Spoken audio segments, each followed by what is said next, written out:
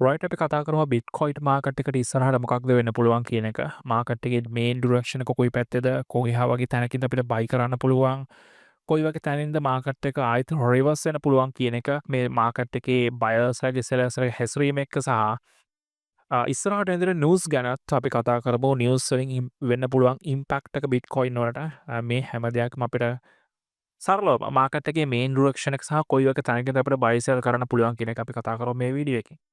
Right. ඉතින් මේ trend එක දිහා බැලුවහම මට බලා ගන්න පුළුවන් ලොකු මාකට් ක්‍රැෂ් එකක් වෙලා තියෙනවා. ඉතින් මේ ඩවුන් ට්‍රෙන්ඩ් එක ස්ටාර්ට් වුණේ මෙන්න මේ ඒරියා එකෙන් මෙන්න මෙතනදී 20 වෙනිදා මාකට් එකේ US නිවුස් ටිකක් රිලීස් වුණා.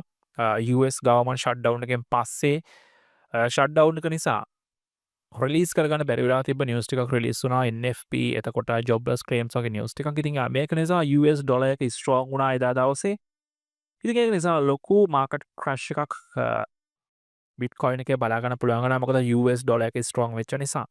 ඉතින් ඒත් එක්කම ඔයාලට US ස්ටොක් ෆියුචර්ස් දිහා බැලුවහමත් ඔයාලට මේක බලා ගන්න පුළුවන්.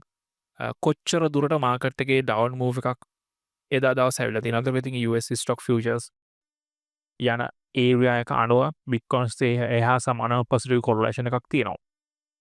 ඉතින් මගේ මේන් ටාගට් එක මගේ එක්ස්පෙක්ටේෂන් එක මාකට් එක කොයි ඩිරෙක්ෂන් එකකට ඇයිද කියන එක මෙන්න මේ ඒරියා එකට ආයිත් මාකට් එක එන්න පුළුවන් කියන එක. මොකද නිවුස් එකෙන් වෙච්ච ඉම්පැක්ට් එක දැන් මාකට් එකට ප්‍රයිස් වෙලා ඉවරයි ගොඩක් දුරට. ඉතින් ආයිත් මේ සෝන් එකට මාකට් එක රිකවර් වෙයි කියන බලාපොරොත්තුව මගේ තියෙනවා. ඉතින් ඒක කොයි විදිහට මාකට් එක එයිද කියන එක ගැන තමයි පොඩක් බලන්න ඕනේ. මේ හැදිලා තියෙන ට්‍රෙන්ඩ් එකේ බයර්ස්ලාගේ ස්ට්‍රෙන්ත් එක සහ සෙලර්ස්ලාගේ ප්‍රෙෂර් එක මත. ඉස්සෙල්ලා අපි කතා කරමු මේ ගැන. ඊට පස්සේ අද එන්න තියෙන නිවුස් ටිකක් ගැන කතා කරන්න ඕනේ. මේකනොත් මාකට් එකේ ඩිරෙක්ෂන් එක වෙනස් වෙන්න පුළුවන් නිසා. හරි.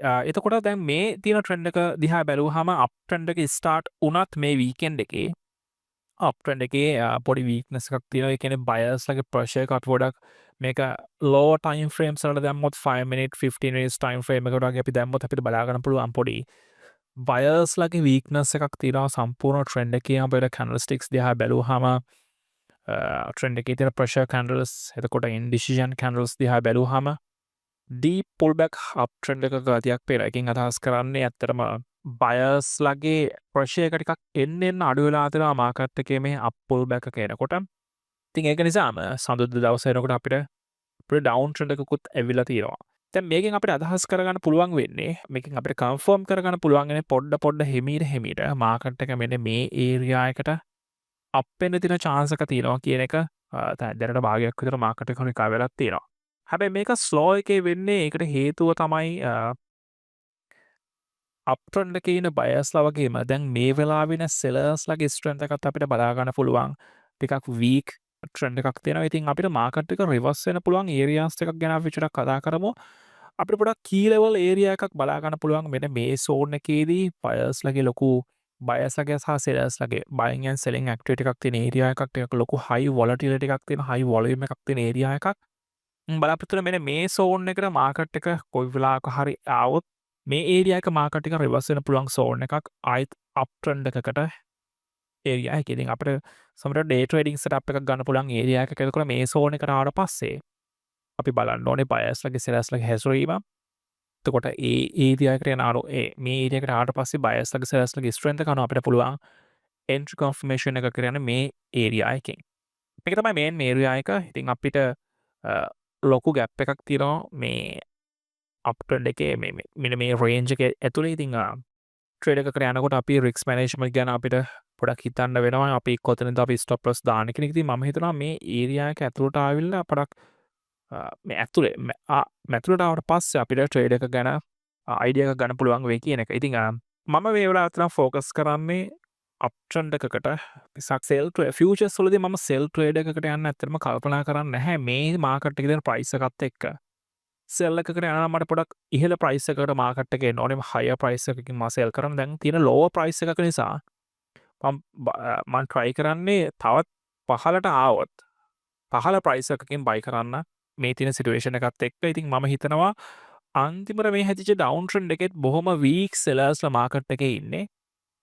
අපිට 5 minute time frame එක දැම්මමත් බලා ගන්න පුළුවන් මේක සෙලර්ස්ලා ප්‍රෙෂර් කරත් බොහොම ස්වීක් සෙලර්ස් වගේ ට්‍රෙන්ඩ් එකක් අපිට බලා ගන්න පුළුවන්.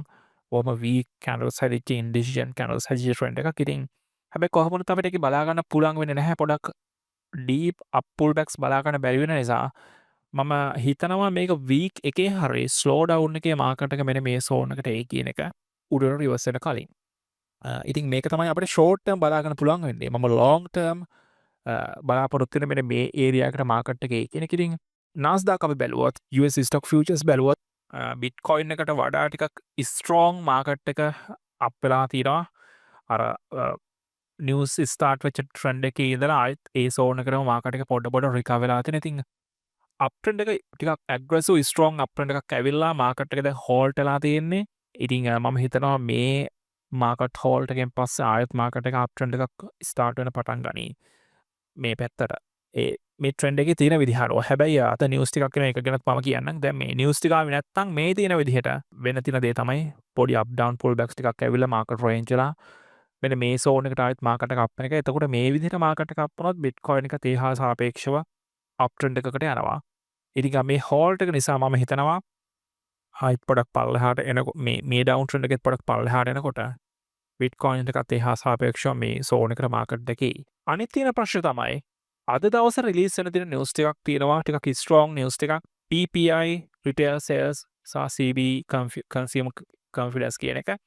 PPI එක producer price index ඒ කියන්නේ නිෂ්පාදකයක නිෂ්පාදන මිල. ඒ කියන්නේ මාකට් එකට දාන්න කලින් භාණ්ඩයේ මිල පිළිබඳව තියෙන දර්ශකය ඉන්ඩෙක්ස් එක. ඉතින් US වල ඉන්ෆ්ලේෂන් එකට දෙන එක සිග්නල් එකක් විදිහට අපිට හඳුන්වන්නත් පුළුවන්. මොකද නිෂ්පාදන මිල වැඩි වුණොත් මාකට් එකේ මිලත් වැඩි වෙන්න පුළුවන්. ඒ කියන්නේ ඉන්ෆ්ලේෂන් එක වැඩි වෙන්න පුළුවන්. මේ ඉන්ඩෙක්ස් එක වැඩි වෙනවා කියලා කියන්නේ ඒක සිග්නල් එකක් වෙනවා ඉන්ෆ්ලේෂන් එක වැඩි වෙන්න පුළුවන් කියන එක. ඉතින් මේකේ ෆෝකාස්ට් එකේ තියෙන ඉන්ෆ්ලේෂන් එක ටිකක් වැඩි වෙයි. එහෙම PPI එක වැඩි වෙයි කියන එක. ඉතින් එහෙම ඇත්තටම වුණොත් ඉස්සරහට එන CPI report එකේත් ඉන්ෆ්ලේෂන් එක වැඩි වෙන්න පුළුවන්. ඉතින් ඉන්ෆ්ලේෂන් එක වැඩි වෙන එක කියන්නේ US ඩොලර් එක ස්ට්‍රෝං වෙනවා. ඉතින් PPI එක වැඩි වෙනවා කියලා කියන්නේ US ඩොලර් එකේ ස්ට්‍රෝං එකක් බලා ගන්න පුළුවන්. එහෙම වුණොත් බිට්කොයින් එක මාකට් එකේ පහළට තවදුරටත් තවත් යන්න පුළුවන් මේ සෝන් එකත් බ්‍රේක් කරගෙන. මෙන්න මේ පහළ සෝන්ස් වලට මම පොඩ්ඩක් ආයිත් එන්නම්. මෙන්න මේ සෝන් වලට මාකට් එක එන්න පුළුවන්. ආයිත් මෙන්න මේ ඒරියා එකට අපි මෙන්න මේ ඒරියා එකත් අපි පොඩ්ඩක් තියාගමු. 84 83 මෙන්න මේ ඒරියා එක ආයිත් පහළට මාකට් එකේ ඩවුන් මූව් එකක් එන්න පුළුවන්. එහෙම වුණොත් මේ කියන්නේ නිවුස් එක රිලීස් වුණොත්. මේ කියන්නේ මේ නිවුස් එකේදී ටිකක් ඇග්‍රෙසිව් මූව් එකක් අපිට බලා ගන්න පුළුවන් වුණොත් actual report එකේ ඒකම retail sales මිනිස්සු කොච්චර දුරට වියදම් කරනවද කියන එක. ඉතින් retail sales වැඩි වෙනවා කියලා කියන්නේ මිනිස්සු වැඩිපුර වියදම් කරනවා කියන එක. ඉතින් වැඩිපුර වියදම් කරනවා කියලා කියන්නේ ඒනට ආර්ථිකය හොඳයි ඩොලර් එක ස්ට්‍රෝං වෙන්න පුළුවන්කම තියෙනවා. ඉතින් කොහොම වුණත් ෆෝකාස්ට් එකේදී මේක ටිකක් අඩු වෙයි කියන එක අපි බලමු. ඇත්තම report එකේ මේක අඩු වෙනවද වැඩි වෙනවද කියන එක. ඉතින් මේකේ retail sales අඩු වෙනවා කියලා කියන්නේ ඩොලර් එක weak වෙනවා කියන එක. ඒ කියන්නේ බිට්කොයින් එක ස්ට්‍රෝං වෙනවා කියන එක. මේක වැඩි වුණොත් ඩොලර් එක ස්ට්‍රෝං වෙලා බිට්කොයින් එක ඩවුන් වෙන්න පුළුවන්. බිට්කොයින් එකට ඉෆෙක්ට් වෙන්න පුළුවන්. ඒක නෙගටිව් විදිහට. අනිත් එක CB consumer confidence එක. ඉතින් මේකෙන් අදහස් වෙන්නේ ඒ රටේ මිනිස්සුන්ට රටේ ආර්ථිකය ගැන කොච්චර දුරට විශ්වාසයක් තියෙනවද කියන එක ගැන ඉන්ඩෙක්ස් එකක් දර්ශකයක්. මේකේ ඇත්තටම දැන් ෆෝකාස්ට් එක තියෙන්නේ අඩුවේ කියන එක කලින්ට වඩා. ඉතින් ඇත්තටම මේක වෙන්න පුළුවන් දෙයක්. මොකද පහුගිය මාස පුරාවටම US ගවර්න්මන්ට් ෂට්ඩවුන් එකක් තිබ්බ නිසා මිනිස්සුන්ට ඒ රටේ ආර්ථිකය පිළිබඳව ගවර්න්මන්ට් එක පිළිබඳව අවිශ්වාසයක් එහෙම නැත්නම් විශ්වාසය පහළ යාමක් සිද්ධ වෙන්න පුළුවන්. ඉතින් එහෙම වුණොත් ඒකත් ඩොලර් එකට හොඳ නැහැ. කොහොමවත් මේකේ දැනට තියෙන ෆෝකාස්ට් එක නිකන් මික්ස් රිපෝට් එකක් එනවා වගේත් අපිට පේනවා. අපි ඒක බලමු මොකක්ද වෙන්නේ කියලා. කොහොම හරි US ඩොලර් එක ස්ට්‍රෝං වුණොත් තවදුරටත් මාකට් එක ආයෙත් තව ඩවුන් මූව් එකක් අරගෙනම මාකට් එක අප් වෙයි කියලා අපිට හිතන්න පුළුවන්. මේ සෝන් එකට මාකට් එක ඇවිල්ලා. මම බලන් ඉන්නේ ඇත්තටම සෙල් කරන්න නම් නෙවෙයි. මම බලන් ඉන්නේ පහළ ප්‍රයිස් එකකට මාකට් එක එනකන් අප් ට්‍රෙන්ඩ් එකකට යන්න. මොකද මේ ඒරියා එක තාමත් බලන් ඉන්නවා මාකට් එක මේ සෝන් එකට එන්න. ඉතින් ඕක තමයි දැනට තියෙන දේවල් ටික මේන් ට්‍රෙන්ඩ් එකක් විදිහට. ඒත් එක්කම තව දෙයක් විශේෂයෙන් කියන්න ඕනේ. බිට්කොයින් එකේ අප් ට්‍රෙන්ඩ් එක මූව් වෙන තරමට වඩා ස්පීඩ් එකෙන් අනිත් all coins ටික වැඩි වෙනවා මම දැක්ක පහුගිය දවස් ටිකේ. all coin season එකක සිග්නල් එකකුත් මට ටිකක් හිතනවා එහෙමත් එන්න පුළුවන් කියන එක. අපි පොඩක් ඕගොල්ලන් පොඩක් බැලුවොත් සමහර cryptocurrencies දිහා බිට්කොයින් එකට සාපේක්ෂව ටිකක් වැඩිපුර මාකට් එක අප් ට්‍රෙන්ඩ් එකකට යනවා. බිට්කොයින්ස් ඩවුන් වුණත් සමහර කොයින්ස් මම දැක්කා. ටිකක් වැඩිපුර ලොකු වෙලාවක් මාකට් එකේ අප් ට්‍රෙන්ඩ් එකකට යනවා. ඉතින් බිට්කොයින් එකෙන් අයින් වෙලා ඕල් කොයින්ස් වල ටිකක් වැඩිපුර ඉන්වෙස්ටර්ස්ලා ඇට්‍රැක්ට් වෙන වගේ ගතියක් මේ දවස් ටිකේ මම දැක්කා. ඕල් කොයින් සීසන් එකක සිගනල් එකක් වෙන්නත් පුළුවන් ඉස්සරහට.